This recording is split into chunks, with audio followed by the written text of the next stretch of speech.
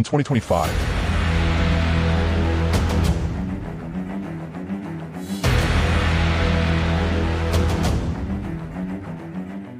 Muslims around the globe face challenges that test not only their faith, but their very identity. These trials come in many forms, from workplace discrimination to social media attacks, from educational bias to government surveillance. But as Muslims, we understand that trials are not punishments. They are tests from Allah that strengthen our iman and bring us closer to Him. The aim of today's discussion is simple: to raise awareness about these challenges while fostering understanding, and most importantly, to remind ourselves that through patience and steadfastness, we can emerge stronger, just like the great Muslims of our past. Why does this matter in 2025? Because understanding our struggles helps us navigate them with wisdom, and sharing our experiences creates a bond of brotherhood that transcends borders. Before we dive deep, let's understand what trials mean in Islam. The Arabic word is fitna, that examine our patience, faith, and character. Allah says in the Quran, "Do you think you will be admitted into paradise without being tested like those before you?" They were afflicted with suffering and adversity and were so violently shaken that even the messenger and the believers with him cried out, "When will Allah's help come?" Indeed, Allah's help is always near. The Prophet Muhammad said that when the Prophet was asked which people suffered the greatest affliction, he replied, "The prophets, then those who come next to them, then those who come next to them." A man is afflicted in keeping with his religion. If he is firm in his religion, his trial is severe. But if there is weakness in his religion, it is made light for him. And it continues like that till he walks on the earth having no sin.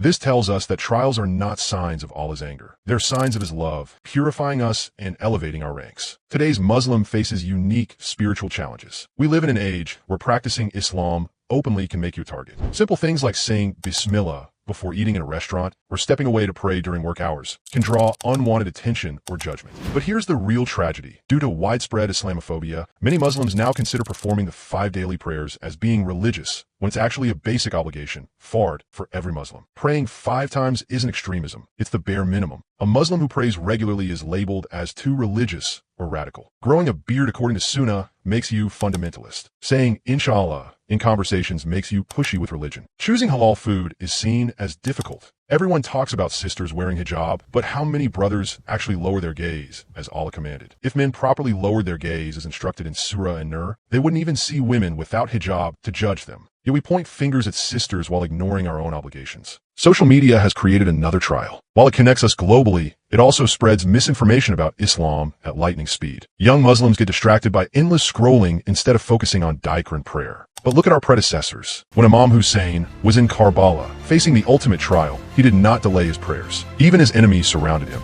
Even as water was scarce, the azan was called and prayers were offered on time.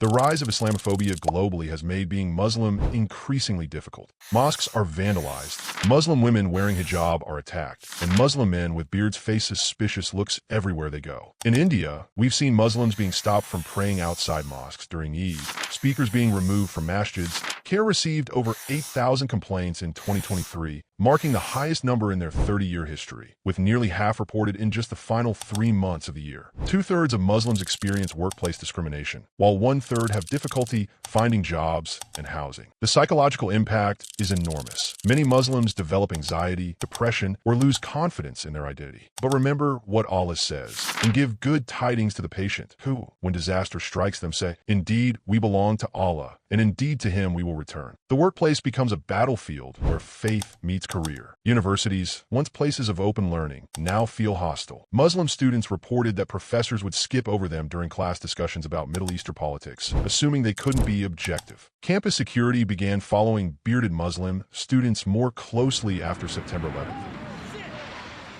A practice that continues today. The Prophet said, "Allah will help a person as long as he helps others." Muslim, this reminds us that despite facing discrimination, we must maintain our character and continue helping others. Post 9/11 policies have created an environment where Muslims face increased surveillance and scrutiny. Peaceful Muslim activists are monitored. Religious gatherings are watched. The situation intensifies during geopolitical conflicts. When tensions rise in places like Gaza or other Muslim lands, Muslims in Western countries face backlash for conflicts they had had no part in. Simply expressing solidarity with oppressed Muslims can lead to job loss, social isolation, or worse. Laws targeting Islamic practices, restrictions on mosque construction, and profiling at airports have become normalized aspects of Muslim life in many countries. In France, Muslim women have been fined for wearing burqinis at beaches. In China, over 1 million Uyghur Muslims face detention in what the government calls re-education camps. Islam becomes something we practice on Fridays and Ramadan, but the rest of the time we live like everyone else. When someone tries to implement Islam fully in their life, they're labeled extreme, even by other Muslims. Internal divisions based on cultural backgrounds, economic status, or sectarian differences weaken our unity. We forget that Allah says, and hold firmly to the rope of Allah all together and do not become divided. Throughout history, Sultan Salahuddin Ayyubi faced crusader armies, but never abandoned his Islamic principles. He was known for his justice, mercy, and unwavering faith. Even his enemies respected his character. When he recaptured Jerusalem, he showed such mercy that it became a model for Islamic leadership. Nuruddin Zengi, Salahuddin's predecessor, was famous for his personal piety despite being a powerful ruler. He would pray all night and lead his armies during the day. His strength came from his connection with Allah, not just his military. These great leaders faced trials far greater than ours: entire armies, political conspiracies, economic challenges. Imam Ahmad Hanbal was imprisoned and tortured for years during the Mina Inquisition. For refusing to say the Quran was created, he emerged from prison even stronger in faith, saying, "The reward of patience is paradise." When Tariq ibn Ziyad landed in Spain, he burned his ships and told his army, "The sea is behind you and the enemy before you. You have nowhere to go except through them to victory or martyrdom." The early Muslim community was boycotted for 3 years in Shirbi Abi Talib, facing hunger and isolation, yet they didn't abandon Islam. These trials purified their hearts and strengthened their resolve. The Prophet said, "How wonderful is the affair of the believer, for his affairs are all good." And this applies to no one but the believer. If something good happens to him, he is grateful for it, and that is good for him. If something bad happens to him, he bears it with patience, and that is good for him. Despite all these challenges, we must remember that Allah is with those who are patient. Every trial is temporary, but the reward for patience is eternal. The Quran reminds us, "And it is He who created the heavens and earth in truth. And the day He says, be, and it is His word is the truth." Allah's promise is true. He will not burden us with more than we can bear. Look at the growth of Islam despite all challenges. More people are converting to Islam today than ever before. In the UK alone, over 100,000 people have converted to Islam in recent years. Islamic knowledge is spreading through online platforms, reaching millions. Muslim communities are becoming more organized and politically aware, with Muslim congresswomen like Ilhan Omar and Rashida Tlaib breaking barriers in American politics. Our trials are making us stronger, more united, and more conscious of our faith. First, strengthen your relationship with Allah through regular prayer, Quran recitation, and dhikr. Remember, praying 5 times a day isn't being too religious. It's fulfilling your basic obligation as a Muslim. Don't let society make you feel guilty for following Allah's commands. The stronger your connection with Allah, the easier it becomes to handle worldly challenges. Second, seek Islamic knowledge, but do it properly. Don't just learn rules, understand the wisdom behind them. The Prophet said, "Seek knowledge from the cradle to the grave." When you understand why Allah commands something, it becomes easier to follow and explain to others. Third, fix yourself before judging others. If you're a brother, start by lowering your gaze before commenting on anyone's hijab. If you're struggling with your own prayers, focus on that before criticizing others. Allah says, "O you who believe, why do you say that which you do not do?" Fourth, build strong community connections based on genuine brotherhood, not superficial judgments. Support fellow Muslims regardless of their current level of practice. Create support networks and work together on common goals. Fifth, make dua constantly. Allah says, "Call upon me, I will respond to you." Never underestimate the power of sincere prayer. But remember, we are part of a legacy that spans 1,400 years. From the Sahaba in the caves of Mecca to the scholars in Cordoba, from the warriors in Jerusalem to the leaders in modern Africa, Muslims have always faced trials and emerged victorious through faith.